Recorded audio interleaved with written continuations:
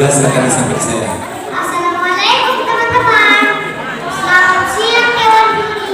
Apa kabar semuanya? Pasti sehat kan?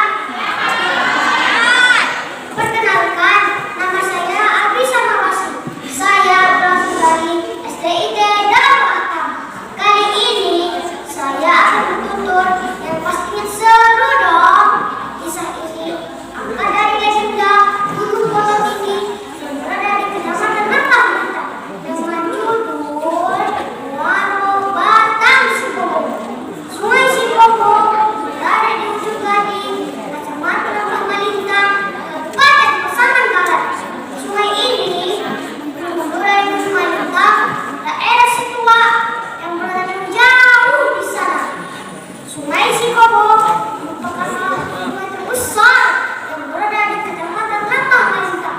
Airnya yang jernih, bersih, terasa sangatlah sejuk. Mengalir di Kabupaten Gantung yang merupakan peninggalan yang sangat sejarah buat kita semua.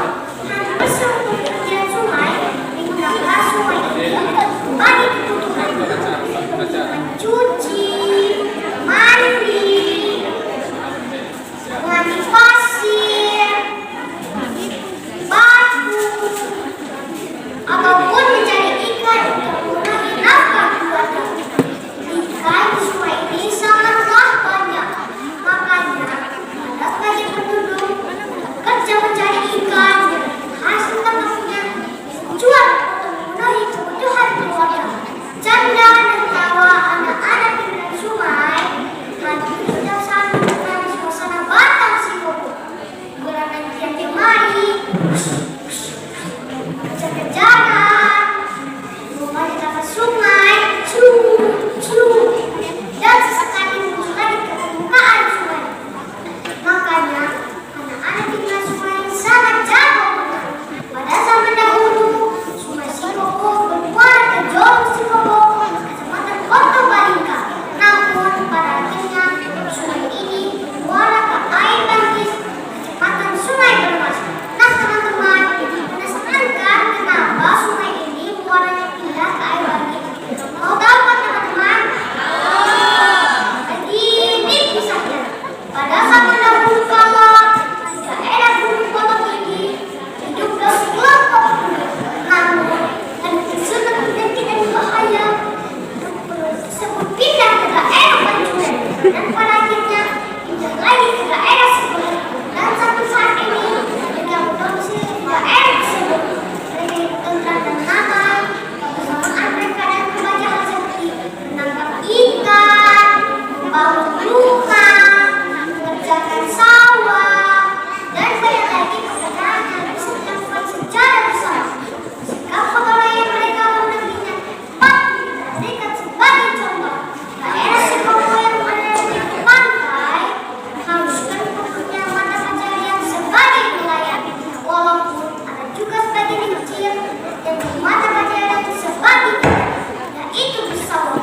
Air untuk mengancam penduduk berasal dari aliran sungai Batang Sikobo. Pada suatu hari, dari kejauhan terlihat sebuah kapal besar hendak berangkat ke pinggir pantai.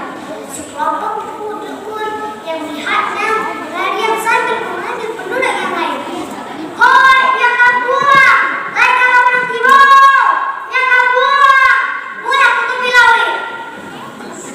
Teriak seorang pemuda. Mendengar teriakan pemuda tersebut, mereka pun naik ke pinggir pantai sambil bersembunyi di balik semak-semak.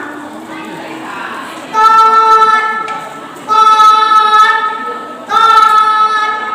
Terdengar suara keras mendapat. Tak lama kemudian, kapal tersebut merangkak ke pinggir pantai dan menggunakan lagi tua dan bersimpah raja wajah di oleh. Pandangannya menyatu ke seluruh daratan Sikobo.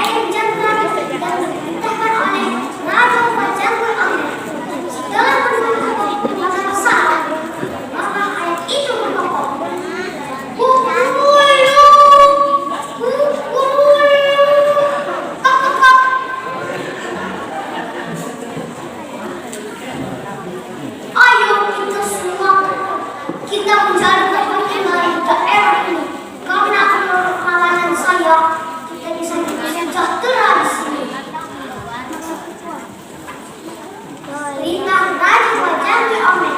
Semua yang ada di kapal pun turun menuju perkampungan. Dari balik semak-semak terdengarlah suara bisik. Ada siapa di sana? Ayo keluarlah, kami bukan orang jahat, kata Raja Wajaki Omen. Akhirnya penduduk yang bersembunyi di balik semak-semak pun keluar. Ada apa ya tuan-tuan datang ke daerah kami? Tanya salah seorang penduduk. Maaf kalau boleh tahu kami membuat heran tuan-tuan di sini. Kami datang dari negeri seberang, bukan hendak bermaksud mengganggu ketenangan tuan-tuan. Adapun maksud dan tujuan kami hendak meneruskan hidup di tanah tuan-tuan. Bolehkah tuan? Tanya Raja Wajaki Omen. Apabila kedatangan tuan-tuan menjadi rezeki di sini, ayo kita sama-sama membangun negeri ini. Jawab yang tersebut. Sejak saat itu, produksi koko semakin ramai. Mereka hidup rukun, walaupun daerah yang berbeda-beda, sehingga masing-masing penduduk menguasai bahasa lainnya, sehingga tidak lagi adanya perbedaan asal, karena semuanya sudah menggunakan bahasa Melayu. Pada suatu hari, dari kejauhan terlihat seorang lelaki tua berpakaian kumal, berkaki-kaki, menggunakan sebuah tongkat menuju ke perkampungan tersebut. Seorang pemuda pun yang melihatnya sambil berbisik-bisik. Bolehkah aku meminta secangkir air minum? Tanya Pak Tua Kumal. Wahai Pak Tua Kumal, tentu saja tidak ada secangkir air pun untukmu, jawab salah seorang pemuda. Kalau memang secangkir air pun tak dapat diminta di sini, kalian akan merasakan kesulitan air. Akan aku pindahkan aliran batang Sikobo ini menuju air Dangus.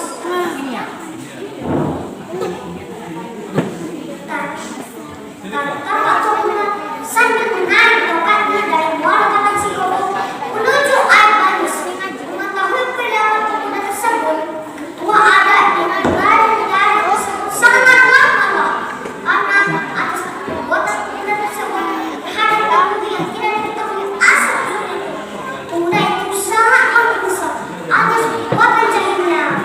Nah, teman-teman, seru kan cerita Abi? Nah, teman-teman, ada poin hikmah yang kita bisa ambil dari cerita ini. Pertama, gunakanlah sumber daya alam dengan baik. Kedua, kita harus bersabar terhadap siapapun. Ketiga, jangan menyakitkan terhadap siapapun, karena setiap hujan pasti ada gabungan. Sekian dari saya, Aisyah Arsi. Sampai jumpa di sesi berikutnya. Wassalamualaikum warahmatullahi wabarakatuh. Waalaikumsalam warahmatullahi wabarakatuh. Segala